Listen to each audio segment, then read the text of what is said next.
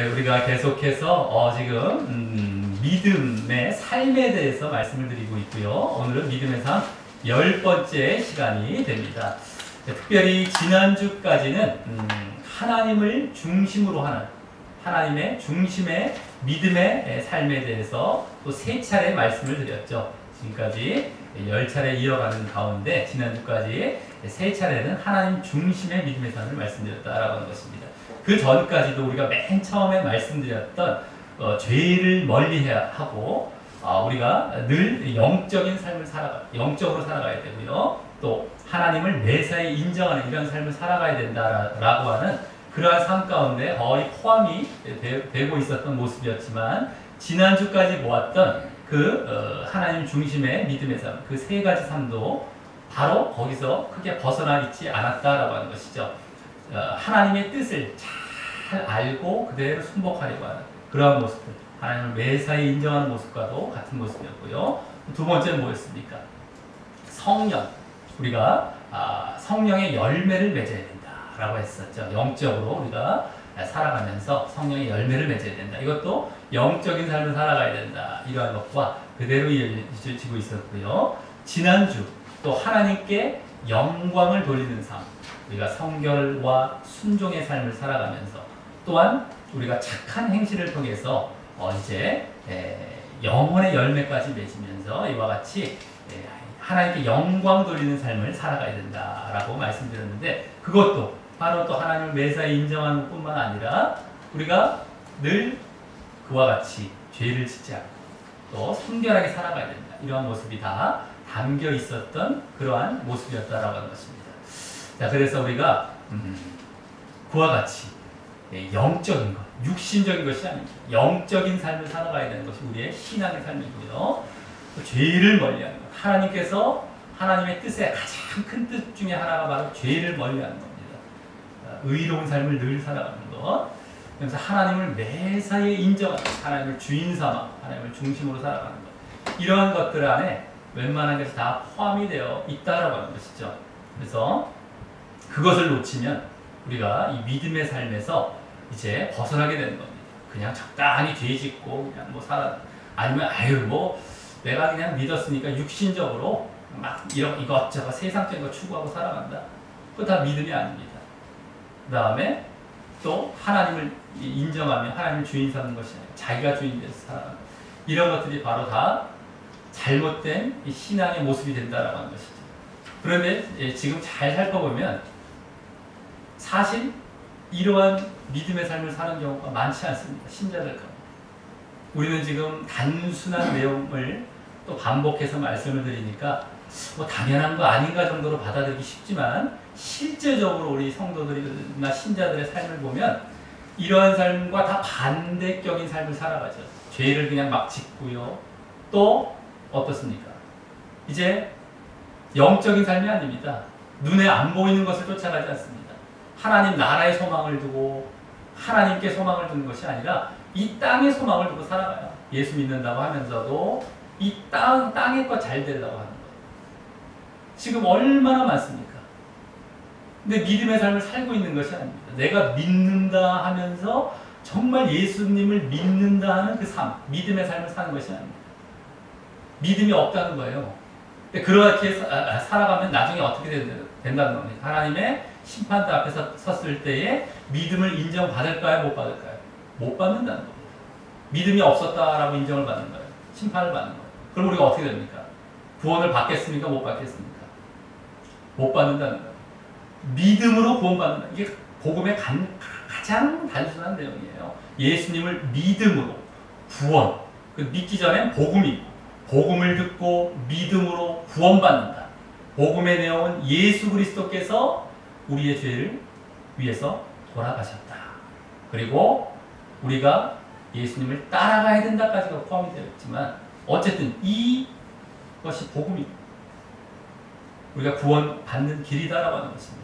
더 세부적인 것을 우리가 말씀을 통해서 늘 보고 있는 것 뿐이죠. 근데 믿음을 인정 못 받아요. 신자라고 하면서 성도라고 하면서 이러한 삶에서 벗어나 있습니다. 하나님 심판대 앞에서 믿음을 인정 못 받습니다. 믿음이 없었기 때문에 구원을 못 받는 겁니다. 간단해요. 근데도 지금 성도님들은 어떻게 생각합니까? 에이, 설마 내가 구원 못 받겠어? 아, 나 예수 믿었는데. 믿음의 삶이 없어요. 믿음이 아닌 겁니다. 나더러 주여 주여 하는 자마다 천국에 들어갈 것이 아니요. 그래서 예수님께서 말씀하십니다. 내 아버지의 뜻대로 행하는 자야. 이 믿음의 삶입니다. 근데 그것이 없어요. 믿음이 없는 겁니다. 그러면 구원을 못 받는 겁니다. 근데도 사람들은 안심하고 있다는 거예요. 아이, 내가 뭐, 그러니까 거기에 이제 딱 나타나는 교리가 뭡니까? 믿기만 하면 구원받아, 이 교리가 나오죠. 예정론에서 딱 나오는 믿음의 삶과 행함 이런 건 얘기를 안 합니다. 믿음과 행함, 믿음과 순종, 이 행함과 순종을 얘기를 안 하죠. 그걸 싹 빼먹어요. 왜요? 행함이 있어야 믿음이다, 순종이 있어야 믿음이다 하면은 자기가 믿음이 없다는 게 딱 들통나거든요. 그리고 그걸 견딜 수가 없거든요. 자기가 바꾸기 싫거든요. 자기가 바뀌어야 되는 거예요. 그 말씀을 듣고 아, 내가 잘못했었구나, 내가 바뀌어야 되는구나 라고 우리가 결단하면 바뀔 생각은 안 하고 거짓교리를 딱 붙들기 시작합니다. 행함, 순종 그거 없어, 우리 믿기만 하면 구원받아라는 거짓교리를 지금 예정론으로부터 시작해서 흘러들어온 걸 딱 붙들어요. 그래서 나는 이 구원받아라고 굳게 믿습니다. 구원의 확신을 갖고 못 받습니다. 늘 말씀드립니다. 못 받습니다. 그렇기 때문에 우리 구원받는 자가 100명에 1명입니다. 신자 중에, 교회 다닌다는 사람 중에 100명에 1명이면 많은 겁니다. 교회 다니는 100명의 교인 중에 1명이 천국 들어간다는 겁니다. 이게 많은 편이에요. 그것도 몇백 명 중에 1명인 겁니다. 실제적인 수는. 요새 식으로 말하자면 1000명에 1명이 될 수도 있어요. 좀 심하게 보면.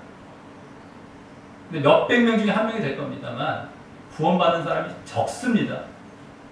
왜요? 내가 믿음의 삶을 살아가려고 하지 않아요. 그러면서 포기해요. 포기하면서도 거짓거리를 딱 붙드는 거예요. 자신이 포기하지 않고 자기가 변화되고 결단해야 되는데 그거를 포기하고 자기가 포기하는 것을 옆에서 운운해 줄 수 있고 그걸 갖다가 덮어줄 수 있는 거짓거리를 딱 붙게 됩니다. 그러면서 글로 넘어가고 그것을 무수한 사람들이 쫓아가면서 서로 위안받고 있으니까 자신도 그냥 거기에 안심하고 그냥 믿고 있는 거예요. 말씀을 보면 딱 드러나거든요. 말씀을 보면 막 두려워요. 그러니까 그렇게 믿던 분들이 정말 말씀을 제대로 보기 시작하면 이제 말씀을 보고 깜짝 놀라요. 두려워하기 시작해요. 내가 지금 믿었던 것이 다 잘못됐구나. 다 엉터리였구나. 이대로 가다 나 지옥 가는 걸 알게 돼요. 근데 말씀을 안 봅니다. 생전로 안 봐요. 이게 다 드러납니다. 말씀을 아는 분과 모르는 분이 딱 드러나요. 하는 말 들어보면 딱 드러납니다. 아, 이분은 정말 말씀을 좀 알고 봤구나. 이분은 말씀을 안 받구나 다 드러납니다. 말 속에서요. 자, 그래서 그냥 자신이 만든 교리, 이상한 철학, 이상한 상상에 의한 그러한 잘못된 신앙을 붙들고서 다 지옥 가는 겁니다. 이것이 지금 일어나고 있는 실태예요, 실태. 명심을 하셔야 됩니다. 옆에 사람 보지 마시고 거짓교리 붙들지 마시고 내가 포기하지 않고 그 길을 잘 걸어가야 된다는 것을 우리가 명심하시기를 바라겠습니다. 자, 오늘은 그래서 이제 믿음의 삶 10번째인데요. 오늘은 삶의 예배를 드리는 삶에 대해서, 삶의 예배입니다. 그것에 대해서 이제 말씀드리려고 합니다. 10번째 삶으로 삶의 예배입니다. 자, 우리 예배하면은 교회에서만 드리고 이제 끝나는 것으로 아는 경우가 있을 수가 있습니다만 사실 그렇지 않다라고 하는 것이죠. 우리의 삶 속에서도 하나님은 예배 받으시기를 원하시고 계시고요. 우리가 예배의 삶을 살기를 원하고 계신다라고 하는 겁니다. 물론 지금 교회에서와 같이 형식을 갖추고 여러 공동체가 모여서 이와 같이 뭐 찬양 드리고 말씀 기도하고 또 말씀 듣고 하면서 드리는 예배는 아닐지언정 우리 각자의 삶 속에서 늘 하나님을 의식하면서요 하나님 앞에 살아가는 것이죠. 그래서 하나님께 찬양 또 돌리는 겁니다. 영광 돌리고 또 기도도 늘 하는 것이죠. 그리고 우리가 말씀 들었던 교회에서 들었던 말씀, 또 내가 읽었던 말씀을 늘 실천하려고 하는, 그리고 늘 실천하며 살아가는 그 삶, 그것이 예배입니다. 그러한 예배의 삶을 하나님께서는 원하고 계시고 그러한 자들을 더 기뻐하시고 그러한 자들을 찾고 계신다라고 하는 것입니다. 그것이 오히려 진정한 우리의 예배가 되는 것이다 라고 하는 것입니다. 자, 이 성경에 나오는 예배라는 말은요, 원어로 이렇게 보게 되면 절하다, 경배하다 이거죠. 경배하다, 엎드리다, 뭐 경배하다, 또 섬기다 이런 의미가 있는 말입니다. 예배, 절하고 뭐 경배하고 섬긴다 이런 겁니다. 그래서 우리가 예배라는 것은 바로 하나님께 엎드려 경배하면서 하나님을 이 세상 모든 것의 유일한 주인이시다라는 것을 우리가 고백하며 섬기며 또 우리의 각자의 이러한 삶 가운데 우리의 마음과 몸을 들여서 하나님을 이제 하나님께 우리 모든 걸 들여서 하나님께 영광과 감사를 돌리면서 또 우리가 늘 하나님의 뜻에 순복하기를 결단하며 살아가는, 그렇게 결단하며 나아가는 의식이자 이 잔치가 사실은 바로 예배다라고 하는 것입니다.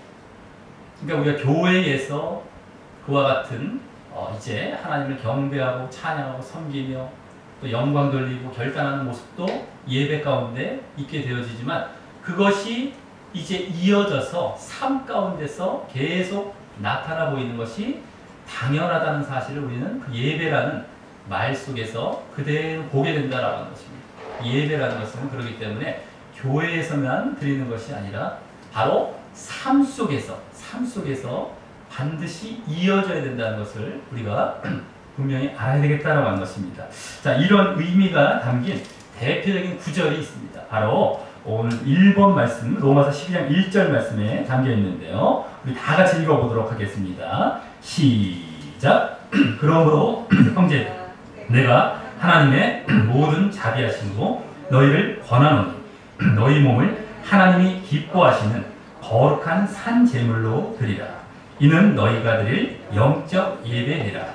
아멘. 네, 여기 그러므로 형제들아라고 이제 시작하고 있는데요. 이 형제들아라는 말은 예수님을 믿어서 하나님의 자녀된 형제들아 이런 말입니다. 그러니까 예수님을 믿는 이러한 자들아 이런 얘기죠.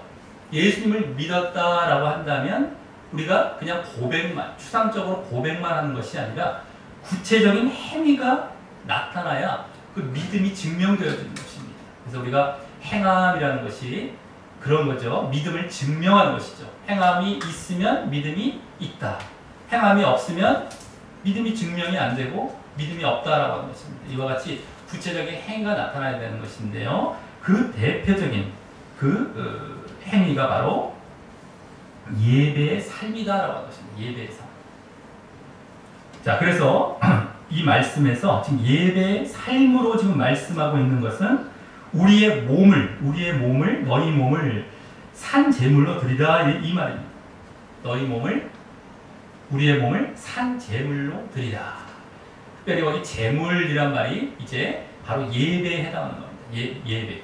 제물이란 말은 더 다른 말로 싹 바꾸자면 제사라고 했습니다. 제사. 지금 우리나라에서 드리는 유교적인 제사가 아니라 구약, 이스라엘의 이제 구약 때부터 나왔던 하나님께 양이나 동물을 이제 태워서 드리는 그러한 제사죠. 이 제사라는 말이 바로 예배라는 말인데요. 이제 신약에서는요. 근데 그 제사라는 말을 여기 제물이라는 말로 바꿔서 사용하고 있습니다. 원래 제사라는 말을 쓸 수도 있지만 제물. 이 제물이란 말이 쓰게 된 것은 여기 나오듯이 드리라, 너희 몸을 드리라 라고 하는 그러한 우리의 몸을 드리길 원하는 그런 마음에서 이제 그것이 제사하고 예배다라는 것을 보이기 위해서 이와 같이 쓰고 있다라고 하는 것입니다. 근데 이 12장, 로마서 12장은요, 원래 어디에 근본에서, 어디에 기초해서 하는 말이냐면, 저 로마서 6장에 가면은요, 우리가 예수님을 믿을 때, 믿는 자로서, 이제 옛사람과 죄의 몸은 죽이고, 우리가 새로운 새 사람이 되고, 의의 몸으로 이제 의의 삶을 살아가는 이러한 모습을 기초로 해서 이와 같은 지금 그러므로라고 하면서 말씀하고 있는 것입니다. 거기에 가장 기초를 둔 말씀입니다. 로마서 6장에. 자, 그렇기 때문에 우리가 여기 몸을 드린다, 너희 몸을 드리라 이렇게 할 때 우리가 어떤 몸을 드리냐? 이 죄의 몸은 죽이고 의의 몸을 드리라 이런 얘기입니다. 근데 우리가 이 제물로 드리라, 우리 몸을 제물로 드리라라고 했을 때 정말 구약의 이 제물과 같이 우리 몸을 죽여서 태워서 바치는 이러한 드림이 아니죠. 우리는 살아있는 채로 드리는 겁니다. 그래서 여기 산 제물로 드리라, 살아있는 제물로 드리라 이겁니다. 이 살아있는 제물은 바로 뭘 얘기하는 것이냐면 우리의 삶을 드리라는 겁니다. 삶을. 근데 이 삶이 어떠한 삶이어야 된다고 아까 볼 수 있는 것입니까? 바로 죄를 짓지 아니하고 의로운 삶을 드리라는 거예요. 의로운 삶. 그렇기 때문에 그 의롭다라는 말을 대신하는 말이 거룩하다 이런 것이죠. 그렇기 때문에 여기 보면 거룩한 산 제물이라는 거예요. 너희 몸을, 너희 삶을 제물로 드리는, 너희 삶을 드리는데 그것을 거룩한 삶으로 드리라 이런 얘기입니다. 그렇기 때문에 우리가 늘 의롭고 죄를 짓지 않는다는 말이죠. 의롭다는 것은 의롭고 거룩한 삶을 살아가는 것. 이것이 바로 우리의 삶의 예배로서 여기서 지금 말씀하고 있는 것이다 라고 하는 것입니다. 자, 그것이 이제 여기 또 보면은요, 하나님이 기뻐하시는 이렇게 나왔어요. 하나님이 기뻐하신다는 겁니다. 하나님이. 그래서 우리가 이 땅에 우리의 이 몸을 갖고 살아갈 동안 죄에 빠져서 살아가는 것이 아니라 이와 같이 의와 거룩에 바쳐서 살아가는 것을 하나님께서 기뻐하시고 원하고 계신다는 것을 여기서 보여주고 있다라고 하는 것입니다. 얼마나 기뻐하시는지 하나님께서 우리가 의롭게 거룩하게 살아가는 것을, 그러한 예배의 삶을 살아가는 것을 기뻐하신다는 겁니다. 하나님께서 좋아하시고 합당히 여기신다는 거예요. 이게. 자, 그래서 우리가 예수님을 믿고 나서 우리가 이 땅에서 남아있는 삶이 있는데 그 삶을 그냥 적당히 육신에 빠져서 자기 마음대로 예전 삶과 같이 죄 짓고 살아도 된다는 것이 아니라 분명히 거기서 돌이켜져서 이와 같이 정말 의롭게 거룩하게 살아야만 예수님을 믿는 표가 되고 증거가 된다는 사실을 다시금 여기서도 목격하게 되는 것이다 라고 합니다. 이것을 하나님께서 기뻐하시고 합당히 받으신다는 거예요. 자, 그래서 우리가 예수 믿고 죄 지어도 괜찮아, 이거 다 거짓입니다. 이거 지옥 가는 모습입니다. 죄 안 짓는 자가 누가 있어? 거짓입니다. 이 말 누가 합니까? 죄 안 짓는 자가 누가 있어요? 이 말 누가 합니까? 포기한 사람들이 해요. 해보려고 별로 하지도 않았어요. 한번 해보려고 했을 수도 있습니다. 근데 하루 이틀 해보고 포기합니다. 그것도 많이 한 거예요. 그 다음에 죄 안 짓는 사람 누구 있어? 라는 말을 입에 달고 삽니다. 자기만 하는 것이 아니라 옆에 사람에게 전염을 시켜요. 그럼 그 말을 들은 사람들은 다른 사람들도 그렇게 쉽게 안 될 그런 모습이 있는데 그 말 들으면 맞아 하면서 쓱 받아들이죠. 그냥 쫓아갑니다. 다 지옥으로 가는 겁니다. 말들은 멋있게 해요. 말들은요. 그 말 들으면 얼마나 멋있는지 몰라요. 죄 안 짓는 누가 있어? 하나님께서 그렇다고 하더라도 우리를 버리시겠어? 말 멋있죠? 그 거짓입니다. 근데 죽는 겁니다. 지옥 가는 겁니다. 말씀을 모르고요. 자, 여기서도 어쨌든 확인을 분명히 하는 겁니다. 제가 이런 말 나올 때마다 이게 지금 너무너무 팽배해 있기 때문에 제가 좀 강하게 말씀을 드리는 편이죠. 너무너무 이게 정설로 받아들여지고 있어요. 사람들이 다 쫓고 있습니다. 지옥 가는지도 모르고요. 자신이 100명 중에 한 명에 들어가지 못하는 사람이라는 걸 깨닫지를 못해요. 100명 중에 99명에 넉넉하게 들어가고 있는 그런 모습들입니다. 그게 지금. 그걸 깨닫지 못하고 그렇게 그 모습을 그냥 당연한 것처럼 쫓아가고 있다는 겁니다. 자, 어쨌든 자, 그걸 다시 한번 우리가 여기서 확인하게 되고요. 자, 또 그러한 예배의 삶, 우리가 거룩한 산제물로 드리는 예배의 삶을 여기 이 1번 말씀 마지막 부분에 보면 영적 예배다라고 하고 있습니다. 영적 예배. 영적이라는 말은요, 원래 원어로 제대로 보면, 정확히 보면은 합당한 이런 거예요. 합당한, 또 아니면 진정한 이런 말입니다. 더 정확하게 영적 이런 말은 사실은 원래 이렇게 원어에는 그 의미가 잘 안 나와 있습니다. 원래는요. 그런데도 뭐 영적 예배, 그것도 뭐 크게 나쁜 말은 아닙니다. 원래 우리가 영적으로 살아가야 되고 늘 이렇게 당연하게 살아가야 되기 때문에 뭐 상관은 없지만 어쨌든 합당한 진정한 예배라는 거예요. 그래서 하나님께서 이와 같이 교회에서 예배드리는 것뿐만 아니라 우리가 삶 속에서 그와 같은 거룩하고 의로운 삶을 살아가는 이러한 예배를 드리는 삶을 하나님께서 합당히 여기시고 정말 진정한 예배로 이제 우리가 하나님께 드리는 그러한 예배가 된다는 것을 여기서 보여주고 있다라고 하는 것입니다. 자, 물론 우리가 이 교회에서 예배 드릴 때도 얼마나 정말 온 정성을 다해서 나를 다 드리는 마음, 내 자신의 모든 것을 다 드리는 마음으로 온 정성을 다해서 드려야 됩니다. 그리고 이 예배를 그래서 마치고 삶의 자리에 가서는 여기서 배우고 듣고 본 바를 이제 실천해 가야 되는 것입니다. 그러할 때 이제 평강의 하나님께서 우리와 함께 하신다라고 약속을 해주셨습니다. 그것이 정말 진정 복된 것이죠. 우리의 믿음의 삶에서 하나님께서 함께 해주시고 인도해 주시고 정말 하나님께서 붙들어 주시는 이것이 가장 큰 은혜입니다. 가장 큰 복입니다.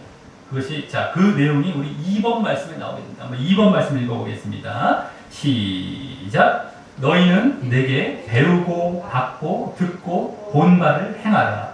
그리하면 평강의 하나님이 너희와 함께 계시리라. 아멘. 예, 우리가 여기 보면 배우고 받고 듣고 본 바를 행하라 이렇게 나오죠. 바울 사도가 물론 이제 가르쳤을 때 또 예배 드렸을 때에 그 얘기를 한 것이죠. 그때 평강의 하나님이 너희와 함께 계시리라. 늘 함께 하신다. 이 성경 말씀을 보면 다 이와 같이 조건이 붙어 있어요. 조건. 하나님께서 함께 해주시고 뭐 은혜를 주시고 뭐 구원을 주시고 여러 가지 사랑을 주시고 축복을 복을 주시고 이럴 때 앞에 다 조건이 붙어 있습니다. 단 한 구절도 조건이 없는 구절이 없습니다. 단 한 구절. 구약 신약을 다 통틀었어요. 제가 그럼 다 확인해 봤습니다. 누군가가 그거 있다고 하면 저한테 가져와 보십시오. 제가 그 앞에 문맥을 제대로 보면서 말씀해 드릴 테니까요. 그건 믿어도 상관이 없습니다. 자, 하나님께서 약속하신 건 조건이 있습니까? 없습니까? 있습니다. 우리가 이렇게 하면 이렇게 해주신다는 거예요. 여기서도 우리가 그렇게 이렇게 행하라. 삶의 예배를 드려라. 그러면 너희가 하나님께서 함께 해주시는 얻을 것이다. 이런 복을 얻을 것이다. 이런 말씀입니다만. 자, 그래서 우리가 정말 이와 같이 예배도 잘 드리면서 그래서 듣고 본 바를 그대로 행해야 됩니다. 예배부터도 그냥 형식적으로 드려요. 막. 에이, 뭐 그냥 대충 때웁니다. 예배를요. 근데 여기서가 시작이 되는 거예요. 우리의 삶의 예배가 다시 시작되고 또 시작되는 게 이 예배입니다. 주일날. 근데 이것도 대충 때워요. 도장 찍고 마당만 밟고 가고 말이죠. 얼굴만 비추고 가고 말이죠. 예배가 아닙니다. 거기서부터 다 틀어지는 거예요. 그때 우리가 예배 시작 전에 묵상기도 하십시오 하는 그러한 것을 지난 얼마 전까지 붙여놨었죠. 우리는 예배 전부터도 이제 묵상으로 주님께 마음을 드리는 겁니다. 회개하며 정말 그런 기도부터 시작해서 찬양 드릴 때도 마음을 다해 드리는 거예요. 기도도 마찬가지고요. 또 말씀. 우리 예배의 세 요소가 찬양, 말씀, 기도, 찬양, 기도, 말씀입니다. 그 다 우리 마음을 다해서 하는 겁니다. 하나. 그래서 우리가 찬양 같은 경우도 우리 교회 같은 경우는 이제 주로 복음성가를 부르고 있죠. 그 이유가 뭐냐면 우리 찬송가 같은 경우는 좋습니다. 좋습니다만은 좀 딱딱해요. 번역본이 많죠. 외국에서 들어온 찬양이 많아요. 그래서 우리나라 사람이 가사를 쓴 것이 아니라서 그 내용은 좋은데 딱딱해요. 그래서 무슨 의미가 잘 안 들어오게 돼요. 그러면서 멜로디도 좀 우리가 이렇게 하나님께 마음을 드리기에 딱 적합하지 못한 게 많습니다. 그래서 약간 찬송가를 부르다가 나도 모르게 형식적인 예배로 흘러가 버려요. 그냥 막 찬양 부르는데 형식적으로 했다는 거예요. 무슨 의미인지도 모르고 찬양했고요. 그냥 때우고 했대요. 뭐 일어났다 앉았다 뭐 그냥 뭐 해라 종치고 경건한 분위기만 만들어서 예배를 드리면 끝이다. 이게 아닙니다. 내 마음을 드려야 돼요. 또 우리는 회개의 기도도 앞에 있죠. 뒤에 결단의 기도도 있죠. 근데 이런 예배를 안 드렸던, 형식적인 예배를 드렸던 분들이 이제 우리 교회 오면 견디질 못해요. 진짜로 들어가면 막 못 견뎌합니다. 이 최소한의 우리는 지금 정말 성의를 다해서 드리는 건데도 불구하고 못 견뎌하죠. 그냥 형식적인 거 해달라요. 형식적인 거 이렇게 그냥 땡땡 종치고 그냥 일어났다 앉았다가 뭐 그냥 성시교독 했다가, 그게 나쁘다는 얘기는 아닙니다만 정말 마음을 다해서 하면 좋아요. 근데 그런 형태들이 물론 지금 그것이 다 천주교에서 들어온 이제 넘어온 이런 예배 형태와 비슷합니다만, 그 천주교는 되게 형식을 맞춘 예배입니다. 모든 이 신앙생활이 형식에 치우쳐 있습니다. 마음을 드리는 것이 아니라서. 그러다 보니까 이 형식적인 예배도 드리죠. 그러면 그 사람들은 어떻게 하겠습니까? 예배 드리고 나가서 끝났다, 끝. 삶과 이어지지도 않아요. 자, 그래서 나중에 그러한 사람은 어떻게 됐어요? 하나님께서 함께 해주지 않습니다. 하나님께서 함께 해주지 않고 또 그것을 하나님께 싫어하세요. 예배에서부터 시작해서 내가 결단해서 밖으로 나아가서도 삶을 살아가야 되고요. 근데 예배에서부터도 형식적으로, 근데 지금 많은 교회에서 그러고 있어요. 사실은 안 그럴 수도 있습니다만, 안 그런 교회는 있을 수 있겠지만 그렇게 되기 쉽다니까요. 지금 우리나라 한국교회나 지금 미국에서도 어떨지 모르겠지만 많은 나라에서 드리고 있는 그러한 형태를 갖고 가다 보면 형식화되는 것을 자기도 모르게 빠져가 버리는 이러한 형태가 많아요.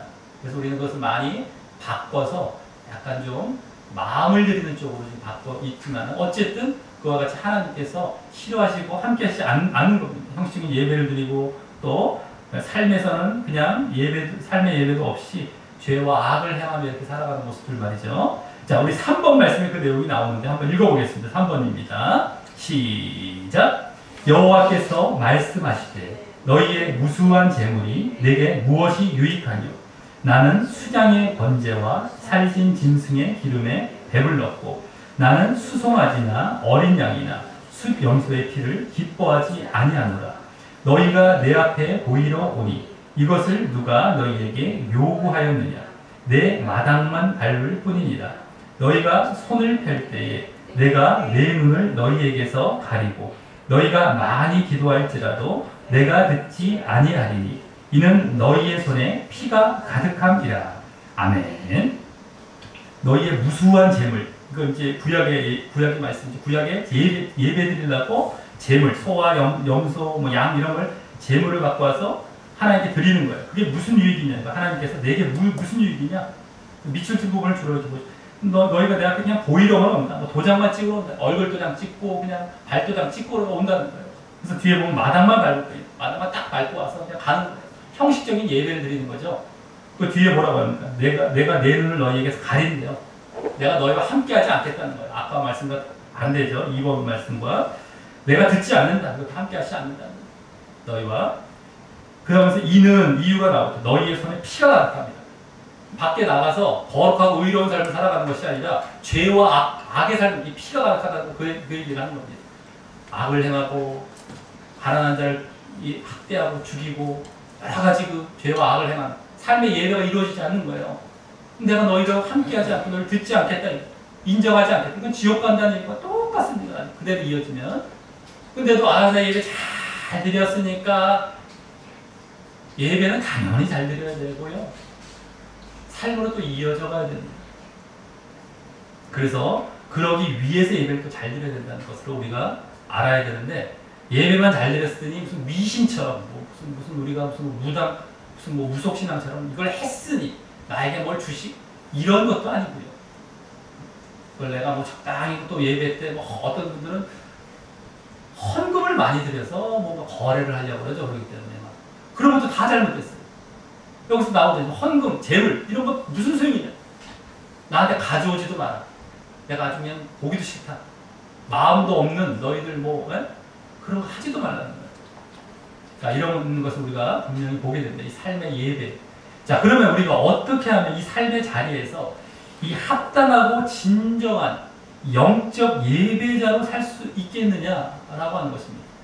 우리 지금 삶의 자리에서 삶의 예배를 드려야 되는데, 이렇게 하나님께서 합당히 여기시는 그러한 영적 예배자로서 영적인 우리가 거룩하고 의로운 삶을 살아가는 그런 예배자로서 삶의 예배자로서 살 수 있겠느냐라고 하는 것입니다.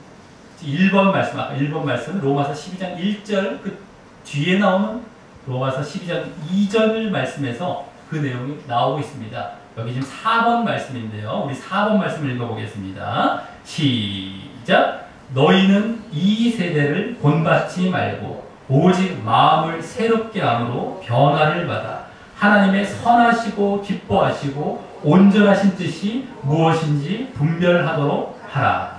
아멘. 예. 여기 이제 말씀에 쭉 나오게 되는데 첫 번째는 여기 보시면요. 이 세대를 본받지 말아야 된다라고 합니다. 첫 번째는. 이 세대. 자, 우리가 해서 이 세상적인 것, 여러 가지 생명도 없고 깊이도 없고 일시적이고 순간적인 것입니다. 이런 것을 따라가서는 안 되고요. 우리는 항상 성경 말씀에서 배우고 듣고 본 바를 실천하며 살아야 되는 것입니다. 그런데 우리가 교회에서 드리는 예배는 그냥 함께 묻혀가기 때문에 거룩해 보이는 예배를 드릴 수 있습니다만 우리의 삶 속에 이 세상에 나아가서 삶과 세상이 됐죠. 삶의 어떤 터전은 바로 이 세상과 연결되어 있죠. 세상.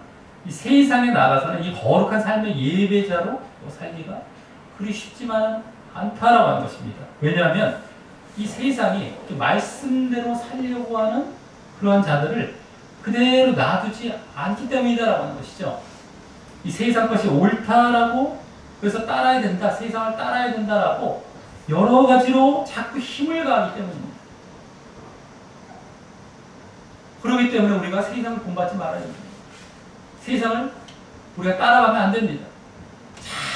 자꾸 그러한 여러 가지 힘이 들어와요.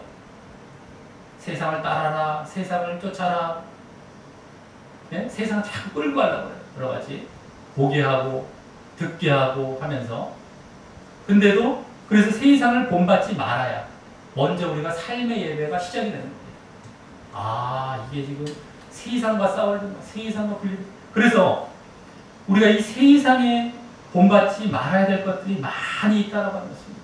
그것을 알 수 있는 가장 쉬운 방법은 우리가 무엇인가를 했을 때 어떤 세상에 이제 다 속해 있는 이런 삶을 살아가지 않습니까?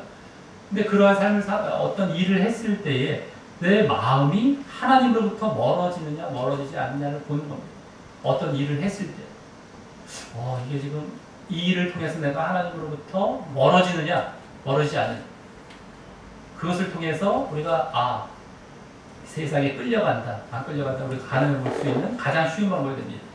또 특별히 그러한 삶의 예배자로서의 삶을 방해하는 그러한 마귀가 고다른 수적으로 우리에게 공격하는 그러한 세상의 이런 모습이 있습니다. 바로 첫 번째로 그것은 세상 일로 분주하게 만듭니다. 세상 일, 여러 가지 바쁘게 만드는 거예요. 그래서 이 바쁠 때에 하나님을 놓치게 되는 거예요. 나쁜 일은 아닐 수가 있어요. 그 자체가. 근데 바쁩니다. 분주합니다. 그럼 놓쳐요. 근데 우리나라 사람들은 특별히 어떻습니까? 전 세계에서 일을 최고로 열심히 하는 나라죠. 그래서 바쁘게 사는 것을 하나의 미덕으로 생각하고 자랑으로 여깁니다. 나 바빠 이런 얘기 많이 하잖아요. 바빠 이런 얘기 많이 하고 상당히 자랑처럼 미덕으로 생각합니다. 그래서 물론 열심히 사는 것이 나쁜 건 아닙니다. 좋죠. 열심히 살아야 되지만은 하지만 우리가 그렇게 막 열심히 산다는 이유로 막 분주하게 바쁘게 여러 가지 걸 또 막 정신없이 사다가 하나님을 놓치게 된다. 그래서 삶의 예배자로서의 삶을 살지 못하기까지 바쁘다 라고 하는 것은 안 된다라고 하는 것이죠. 그러면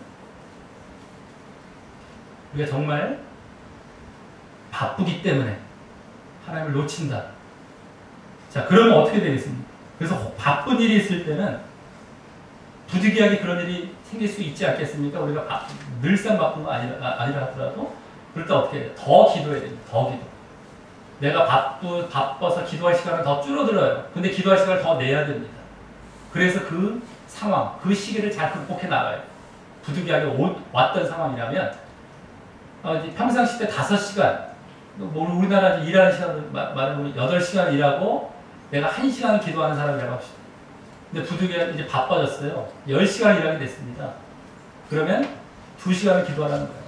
그럼 그 시간은, 그 사람은 8시간에 1시간 더하면 9시간이었어요. 8시간 일하고 1시간 기도한 것이 총 9시간이었지만, 그 사람은 10시간 일하고 2시간 일한다면, 2시간 기도한다면, 총 12시간이 되는 거예요. 그전에는 9시간이었죠. 12시간. 그렇게 해서라도 자기가 하나님과의 관계가 멀어지지 않도록 극복해내야 됩니다. 근데 사람들은 어떻게? 내가 바쁘니까 기도 시간을 줄이려고 해요. 예전에 1시간 기도하던 사람이 30분을 줄인다는 거예요. 10시간 내가 일하다 바쁘니까. 그러면 안 된다는 거예요. 더 늘려야 된다. 나는 바쁜데 몸은 더 피곤한데 기도 시간도 더 피곤하게 늘려야 돼요. 피곤할 수 있을 정도로 늘려야 돼요. 그래서 극복해야 돼요. 이게 요령이에요. 근데 그것이 안 돼요. 도저히 할 수 없겠어요. 그래서 내 마음은 자꾸 하나님으로부터 멀어져 갑니다. 그럼 어떻게 되겠습니까? 일을 잘라버려야죠. 일을 포기해야 됩니다. 하나님을 포기하는 것이 아니에요. 근데 사람들은 어떤 걸 포기하려고 해요? 기도 시간 포기하고 하나님을 포기하려고 해요. 일은 10시간 했어요. 꽉 고정시켜 놓습니다. 그건 절대 안 좋죠. 왜요? 세상 것이 좋고 거기서 얻어지는 당장 눈에 보이는 유익이 있습니다. 그러면 자기는 이제 삶의 예배를 드리는 사람이 아닙니다. 내가 도저히 안 되겠어요.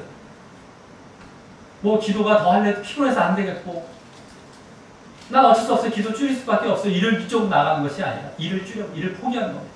내 수입이 줄더라도, 내가 배고프고 가난하게 되더라도 이것이 하나님을 섬기는 삶이에요. 그래서 성경에 보면 그렇게 해서 가난한 자들이 많아요. 제대로 믿는 자들. 그래서 하나님께서 가난한 자들을 잘 대하라라고 하는 말씀들이 나오는 것이 그런 이유가 있습니다. 사실은요. 우리 예수 믿는 것은 부자가 되는 게 아닙니다. 잘 믿으면 우리가 가난해질 가능성이 높아요. 예수 믿고 부자 되는 것이 아닙니다.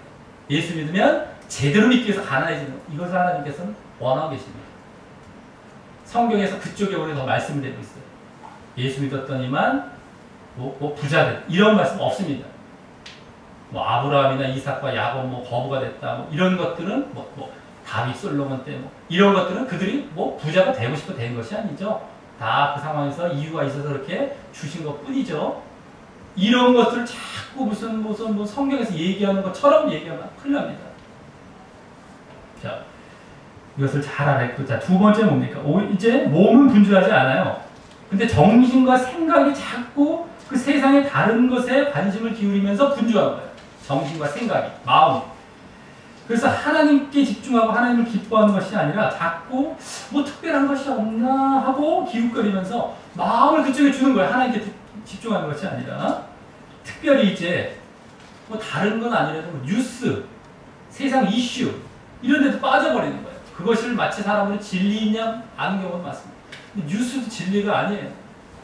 사람들은 예를 들어서 드라마, TV로 말하자면 드라마, 무슨 쇼 이런 것들은 피할 수 있습니다만은 뉴스는 괜찮겠지 하고 진리겠지라고 생각하는데 그렇지 않습니다. 뉴스도 다 그냥 만들어내기도 하고 시청률을 위해서 그것도 다 각본이 되고 이러지 않습니까? 또 이슈를 만들어서 사람들이 거기에 마음을 뺏겨버려요.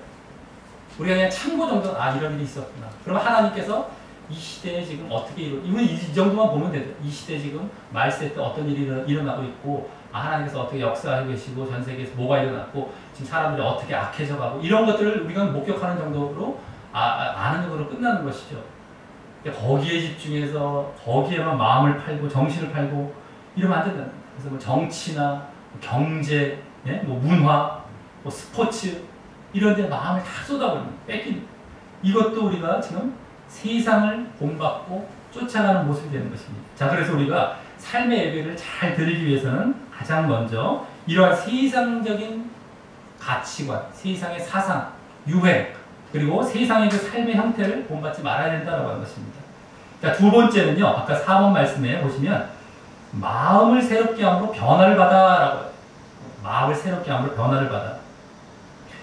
자, 이것은 우리가 진정한 믿음 안에 있으면 마땅히 보여줘야 될 모습이기도 한데요. 여기 새롭게 하라라는 말이 재생하라, 회복하라라는 말입니다. 원래 원어로 보면 재생하라, 회복하라 이거예요. 그래서 앞서 나왔던 이 세대를 본받지 말라. 세상의 가치관과 모양을 이제 따라가고 닮아가지 말라라는 말씀에 이어서 이와 같이 마음을 다시 회복하고 재생시키라는 것인데, 그것은 영적으로 회복하고 재생시키라 이런 말입니다. 영적으로. 마음을 세상적인 거, 육신적인 거 뺏기지 말고 영적으로 회복하라는 거예요. 세상에 젖어들고 세상의 것을 쫓아가다 보면 자신이 지금 어디에 처해 있는지, 자기가 무엇을 잘못하고 있는지를 전혀 감지하지 못합니다. 그게 무서운 거예요. 육신에 빠져들고 세상에 빠져들면 이제는 누가 뭘 얘기를 해도 몰라요. 못 돌아옵니다. 근데 거기서 빨리 마음을 돌이켜서 새롭게 해야 돼요. 마음을 새롭게 하고, 그래서 나중에 여기 영적인 감각을 다시 갖고 회복해야 돼요. 그래서 여기 변화되라, 변화되라. 전혀 그와는 다른 영적인 모습으로 돌아오라라고 하는 거예요. 영적인 모습으로. 우리 그래서 세상은 늘 멀리 해야 됩니다. 육신적인 거. 거기 빠져들면 자기를 몰라요. 못 봐요. 자기는 괜찮다고 여깁니다. 이게 굳은 살이 되게, 영적인 것도 굳은 살이 되게요. 우리 육신적인 것도 일을 하다 보면 단련이 되지 않습니까? 어떤 일 늘상 해요. 그 일이 힘들지가 않아요. 이제 단련이 된 거예요. 굳은 살이 배긴 겁니다. 몸에. 근데 영적인 것도 마찬가지예요. 세상을 늘 쫓아가면 굳은 살이 딱 배겨요. 영적으로. 그것은 세상 쫓아가지 말라. 거기서 벗어나라. 당신 이 위치에 있다. 이렇게 얘기하면 몰라요. 못 받아들여요. 근데 거기서 빨리 굳은 살 다 제거해버리고 영적으로 돌아오라는 거예요. 세상으로. 자, 이것이 우리가 이제 두 번째로 삶의 예배의 이 진정한 자세가 된 거예요. 아까 세상을 멀리 했죠. 영적으로 돌아왔죠. 자세가 된 겁니다. 세 번째가 이제 본격적인 삶의 예배의 모습이 됩니다만, 거기 이제 보시면요. 아까 4번 말씀. 하나님의 선하시고 기뻐하시고 온전하신 뜻이 무엇인지 분별하도록 하라. 이 말씀입니다. 자, 여기 하나님의 뜻을 분별하라 라고 이제 나와 있는데요. 그래서 우리가 믿음의 삶 7번째 때 잘 말씀을 드렸죠. 하나님의 뜻이 주권적인 뜻이 있고, 또 우리 신자에게는 교훈적인 뜻과 섭리적인 뜻이 있는데, 우리 교훈적인 뜻이나 이 섭리적인 뜻으로 하나님의 뜻을 알아가는 겁니다. 그래서 하나님이 기뻐하시는 일이 무엇인가 우리가 순간순간 우리가 잘 물으면서 잘 선택해 가는 것인데요. 그 이후에도 계속해서 그 일을 행하면서도 또 묻고요. 끝나서도 또 묻는 겁니다. 계속해서 이것이 하나님의 뜻이었습니까? 생각하고 물어봐야 됩니다. 그럼으로써 말미암아 이 하나님의 여기 선하시고 기뻐하시고 온전하신 뜻, 이 말은요, 이 선하시다는 것은 좋아하신다는 거예요. 좋아하신다, 좋다고 생각하신다. 그리고 기뻐하신다는 것은 용납하실 만하다, 받아들여 주신다는 거죠. 아, 좋아하시고 받아들여 주시고, 그래서 온전하신 뜻, 완전하신 뜻이 무엇인지를 여기 매사에 분별하라라는 말처럼 시험하고 늘 조사하고 늘 그것을 알려하라라고 하는 것입니다. 그래서 결국 그와 같은 하나님의 뜻대로 살아가게 되는 것이 우리가 이 삶에서 보일 이러한 진정한 삶의 예배의 모습이다라고 하는 것입니다. 하나님의 뜻대로 이렇게 살아가는 모습이 우리가 이 세상을 벗어나서 영적인 모습으로 돌아와서 정말 하나님의 뜻을 분별하고 그 뜻대로 살아가는 모습, 그것이 바로 우리의 삶의 예배의 모습입니다. 하나님의 뜻은 우리가 예배 가운데 말씀을 통해서 이미 선포되는 이 말씀도 붙은 그 모습과 똑같은 거죠. 하나님의 뜻을. 근데 우리가 세상에 나아가서 세상에 속해버리면 안 됩니다. 영적이 되어서 늘 그 영적인 상태에서 그 하나님의 뜻을 딱 붙들고 살아가는 이 모습이 삶의 예배다라고 하는 것을 여기서는 추가적으로 더 자세하게 말씀하고 있다라고 하는 것입니다. 자, 특별히 그 하나님의 뜻에 따라 우리가 드릴 그 예배의 삶을 로마서 그 뒷부분에서 대표적인 예로 일부 말씀하게 됩니다. 그것이 이제 5번 말씀이 되는데 한번 5번 말씀을 쭉 읽어보도록 하겠습니다. 시작! 사랑에는 거짓이 없나니 악을 미워하고 선에 속하라. 형제를 사랑하며 서로 우애하고 존경하기를 서로 먼저 하며 부지런하여 게으르지 말고 열심을 품고 주를 섬기라. 소망 중에 즐거워하며 환난 중에 참으며 기도에 항상 힘쓰며 성도들의 쓸 것을 공급하며 손대접하기를 힘쓰라. 너희를 박해하는 자를 축복하라. 축복하고 저주하지 말라. 즐거워하는 자들과 함께 즐거워하고 우는 자들과 함께 울라. 서로 마음을 같이하며 높은 데 마음을 두지 말고 도리어 낮은 데 처하며 스스로 지혜 있는 채 하지 말라. 아무에게도 악을 악으로 갚지 말고 모든 사람 앞에서 선한 일을 도모하라. 할 수 있거든 너희로서는 모든 사람과 더불어 화목하라. 아멘. 하나님의 뜻대로 살아갈 예배의 삶의 대표적인 예가 되는 것인데요. 여기 보면 9절, 10절, 11절 맨 앞에 나왔던 이 세 말씀을 중심으로 그 뒷부분에서는 약간 이 대칭적입니다. 대칭적으로 9절은 저 뒤에 17, 18절과 짝을 이루고요. 10절은 그 13절부터 16절까지 짝을 이루고요. 11절은 그 바로 다음 절 12절과 짝을 이루고 이런 대칭적으로 해서 그걸 구체적으로 설명하고 있습니다. 그래서 먼저 9절부터 보면요. 9절은 저 17, 18절과 함께 악을 미워하고 선에 속하라는 거예요. 악을 악으로 갚지 말고 모든 사람 앞에 선한 일을 도모하라. 17절에. 그러면서 18절에 모든 사람과 더불어 화목하라는 거예요. 그 이유가 화목하면서 악을 악으로 갚지 말고 그러니까 선을 행하라는 것이죠. 의를 행하고 선을 행하라. 악 행하지 말고 늘 선을 행하라 이 얘기입니다. 쉽게 말해서 의를 행하라. 너희를 거룩하라. 이런 말과 다 이어지는 모습이 되겠습니다만 모든 사람과 더불어 화목하고 자, 그 다음에 10절은 형제를 사랑하라는 거예요. 형제를 사랑하라. 그래서 우애하라. 그러면서 존경하라 이렇게 나오죠. 그러면서 13절부터 16절까지도 구체적으로 나오죠. 거기 보면 환난 중에 아니죠. 쓸 것을 공급하며 손 대접하라. 이런 대접하는 모습들. 또 14절에는 박해하는 자를 축복하라는 거예요. 형제가 박해하더라도 축복하고 저주하지 말라. 그 다음에 15절은 함께 즐거워하고 함께 울라. 동정하라 이거예요. 동정하라. 그죠? 그 다음에 16절은 서로 마음 같이 해서 낮은 데 처하라. 뒤에 있는 척 하지 말고 겸손하라 이런 말로 이제 축약해 볼 수 있습니다. 겸손하라 이런 말입니다. 형제를 그와 같은 정말 대접 잘하고 박해하더라도 축복하고 서로 동정하고 겸손한 가운데 사랑하라 라고 하는 그런 형제를 사랑하는 모습이 되겠습니다.